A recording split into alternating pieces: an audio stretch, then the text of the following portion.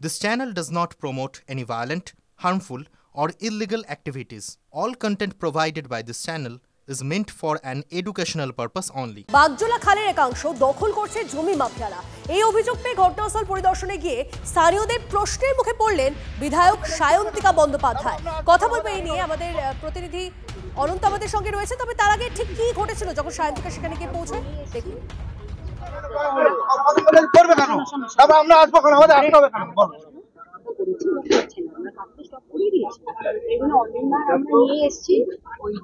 এত সাহস পাবে কি করে? দেবো না, দিচ্ছি না।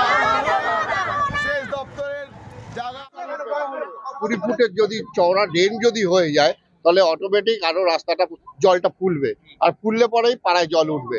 আমাদের খালটা যতটা চওড়া ছিল আমরা ততটা চওড়া খালটা চাই। এমএলএ সমস্যার সমাধান করার চেষ্টা করছেন এবং উনি ওই ইঞ্জিনিয়ারের সাথে কথা বলেছেন।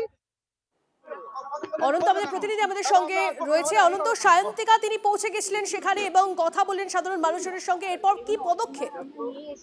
দেখো, সায়ন্তিকা বন্দ্যোপাধ্যায় বিধায়িকা বরানগর তিনি জানিয়েছেন, তাদের আশ্বস্ত করেছেন যারা দখল করেছে তাদের বিরুদ্ধে তিনি ব্যবস্থা নেবেন এবং আর ভবিষ্যতে যাতে এই দখলদার না হয়, দখলাতে খালের জায়গা যাতে দখল না হয় তার দিকে তিনি নজর দেবেন।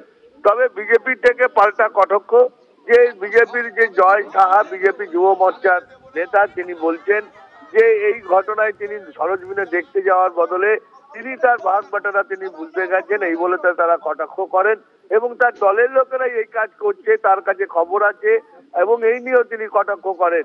তবে সায়ন্তিকার এই যাওয়াতে এলাকার বাসিন্দারা অনেকে আশ্বস্ত হয়েছেন, আবার অনেকে ক্ষোভে তিনি ফেটে পড়েছেন যে দিনের পর দিন বাগজোলা খাল, সেই বাগজোলা খালের বৃহৎ অংশ দখল হয়ে গেছে।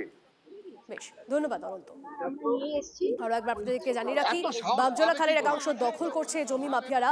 এই অভিযোগ পেয়ে ঘটনাস্থল পরিদর্শনে গিয়ে স্থানীয়দের প্রশ্নের মুখে পড়লেন বিধায়ক সায়ন্তিকা বন্দ্যোপাধ্যায়। স্থানীয়দের অভিযোগ, বড়নগর পৌরসভার 1 নম্বর ওয়ার্ডের সতীন সেন নগরের কাছে পাইলিং এর নামে বাগজোলা খালের অংশ জমি মাফিয়াদের দখলে চলে যাচ্ছে।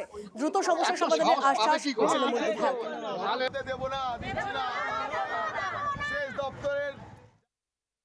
আমরা একটা ডিসিশন নিয়েছি, কাজ এগোক, কাজ এগোনোর পরে কি স্ট্যাটাস দাঁড়াচ্ছে সেটা কাজটা এগোনোর পরে বোঝা যাবে, সেই অনুযায়ী আমরা ডিসিশন